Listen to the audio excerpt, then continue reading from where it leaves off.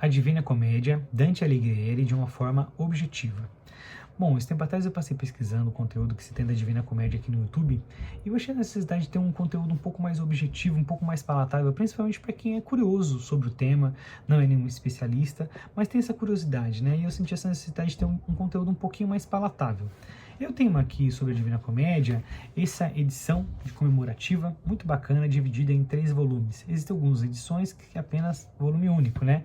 Esse aqui é um volume dividido aqui em 3 partes que eu acho muito bacana, tem capa dura, né? Tem aqui algumas imagens aqui no redor do livro que é bem bacana, assim, é bem imersivo, tá? E, enfim, tem os contos, fica aqui a minha recomendação. O objetivo desse vídeo, ele vai ser baseado aqui no Inferno de Dante, tá? Antes de a gente fazer esse processo imersivo dentro da história, do livro, da obra, tem algumas questões aqui que vale a pena a gente discorrer para ficar fácil a compreensão, né? Primeiro, o autor. Quem é o autor, né? O autor, ele é Dante Alighieri. Ele é um cara, né? Ele é um escritor, um político, ele é um artista que ele viveu dentro de Florença, né? Florença, que era dividido aí por questões políticas e partidárias dentro ali, dividido por facções familiares ali dentro de Florença, e tinha 2 grandes partidos lá que comandava e que as famílias meio que tinham que estar dentro de um partido desse, né? Eram os Guelfos e os Gibelinos, tá? Então, esses 2 partidos aí vai ser muito interessante você guardar os nomes, porque vai ter muitos desses personagens que vão estar dentro, aí vai ser referências dentro da obra, que vai ser importante você gravar esse nome, tá? O nome da obra, por que o Dante colocou esse nome da obra, por que a obra tem esse nome? Primeiro, comédia. Comédia era um termo muito popular na Idade Média, onde era muito comum colocar isso, porque comédia trazia aquela ideia de final feliz, né? Então, a comédia era tudo aquilo que terminava, tinha um começo, meio e fim, e terminava de uma forma feliz. A Divina Comédia veio 30 anos posterior à morte de Dante, onde tem, dentro dessas traduções aí, ele vai colocar, um dos tradutores colocou, eu esqueci o nome dele agora, mas ele colocou lá a tradução A Divina, justamente por ter esse teor religioso, enfim, tá? E por que ele fez, tá? Ele fez por conta de uma questão de críticas sociais, tá? Justamente nesse contexto de sociedade ali de Florença, as relações de poder que era estabelecido ali, e principalmente também por a questão da igreja, né? A igreja, que deveria ser esse fator norteador, moderador ali das relações, ela era um agente que participava de forma efetiva e se beneficiava muito por essas relações aí de poder, tá? Bom, adentrando agora sobre a questão da obra, vamos falar um pouquinho da obra agora, tá? A obra O Inferno de Dante, nesse primeiro aqui prólogo, né, nesse primeiro livro, nessa primeira parte, nós vamos ter aí 3 personagens muito importantes, tá? Dante, Virgílio e Beatriz.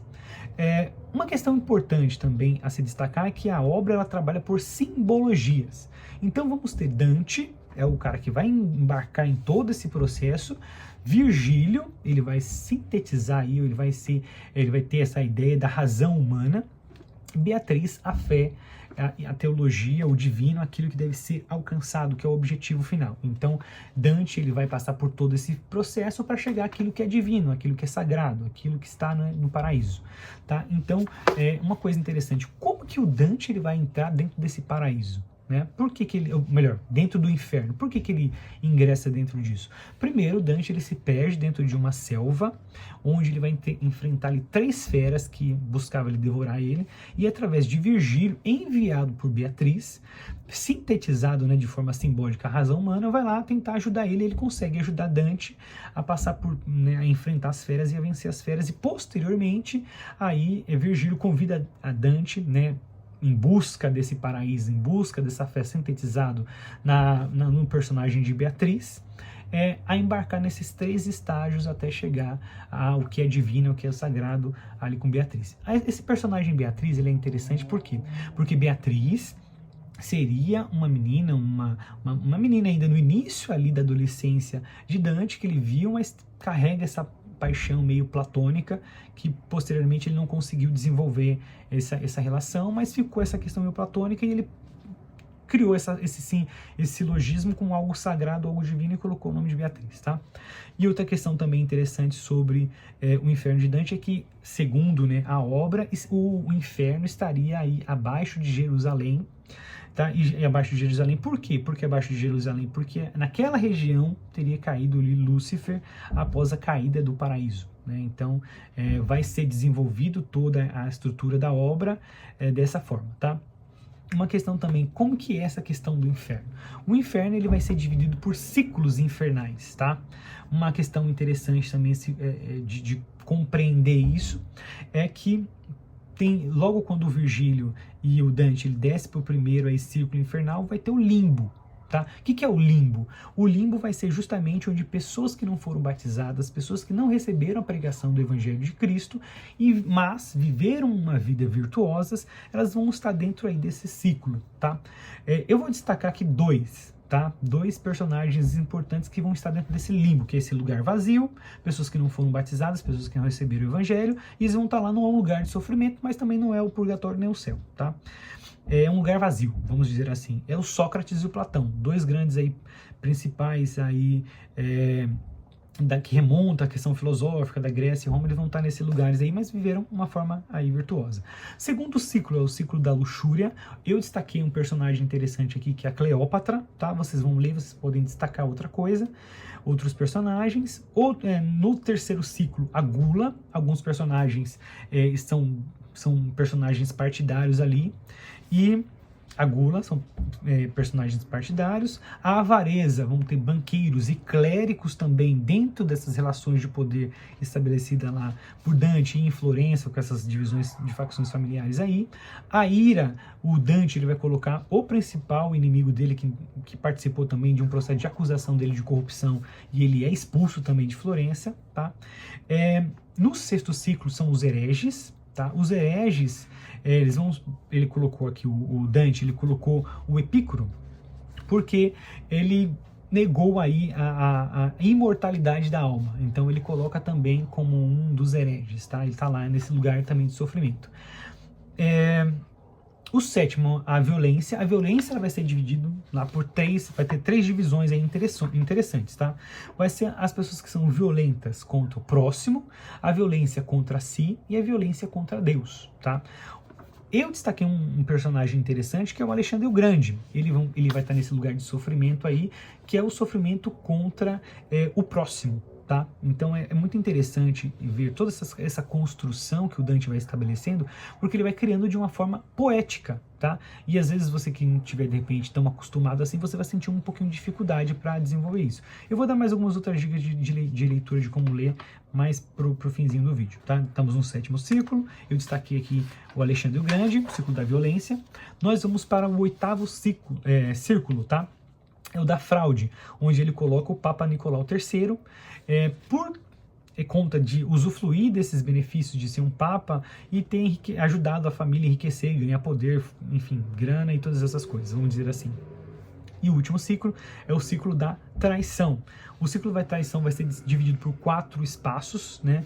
Onde os traidores eles vão ser divididos por traidores familiares, traidores da pátria, traidores dos hóspedes e traidores dos benfeitores. E aí o ponto a se destacar, o Lúcifer, ele vai estar aí nos traidores dos benfeitores, onde ele vai estar lá torturando alguns personagens aí, inclusive mastigando eles, tá? Esse é um ponto interessante. Um é o Judas Iscariotes, esse o que traiu Jesus, e os outros 2 personagens é Bruto e Cássio por ter traído aí Júlio César.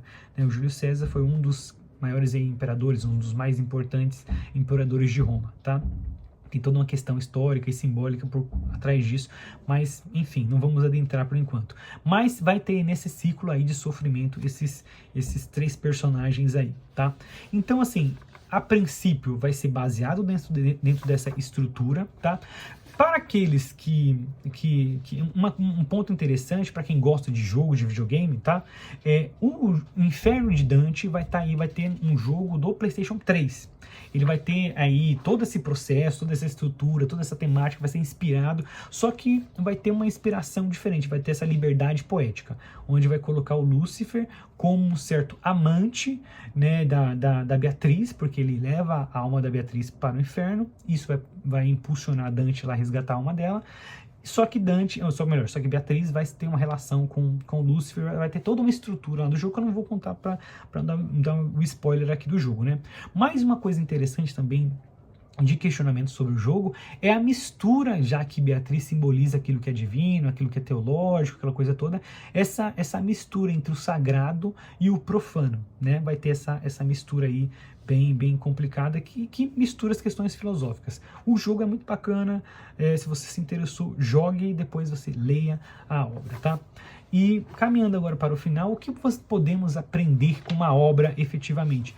Primeiro, eu acho que o que a obra traz mais de reflexão é esse senso de responsabilidade por as nossas ações, por aquilo que se faz, por aquilo que se pratica. Ainda mais se nós formos contextualizar, nós que estamos aí dentro dessa pós-modernidade, né, dentro da sociedade líquida, segundo Bauman, ou sobre, né, vivendo aí sobre uma sociedade ligada à banalidade do mal, como, né, descreve aí a Hannah Arendt. Então, a gente passa por esse reflexo, esse processo de reflexão aí sobre como a gente lida com as nossas ações e a forma com que a gente lida com aquilo que a gente faz, né? E as escolhas. A obra também vai nos ajudar esse processo de livre-arbítrio, né? De escolha que a gente vai desenvolver e fazer aí no decorrer da nossa vida. E essa responsabilização. Tem uma responsabilidade, tem uma justiça divina, tá, dentro de todo esse processo aí, que vai te levar para um lugar ou para o outro, segundo a obra, tá? Bom, e para fechar aqui, uma coisa uma das frases assim que eu achei interessante de todo esse contexto é: o primeiro passo para o paraíso é o sofrimento. Ou seja, é a ideia de que, você quer chegar no paraíso, você quer viver essa vida virtuosa, você quer chegar lá, alcançar o objetivo do céu, da virtude, vai ter que abrir mão. Você vai ter que abrir mão daquilo que vai te trazer um prazer em um momento, em situações momentâneas, em busca de viver uma vida justa, viver uma vida virtuosa, né? Não defraudar, não passar por as luxúrias e todas as estruturas que tem do inferno, porque isso vai te levar a um caminho. Tá? Então, o livro ele vai deixar muito bem claro, principalmente nesse prólogo aqui, nesse livro, nessa parte da obra, essa questão da responsabilização por aquilo que se faz, tá? Então, fica aqui a minha contribuição para aqueles que aí, enfim, estiverem interessados na obra, e eu quero fazer aí uma outra parte do Purgatório e do Paraíso, beleza? Muito obrigado, até mais.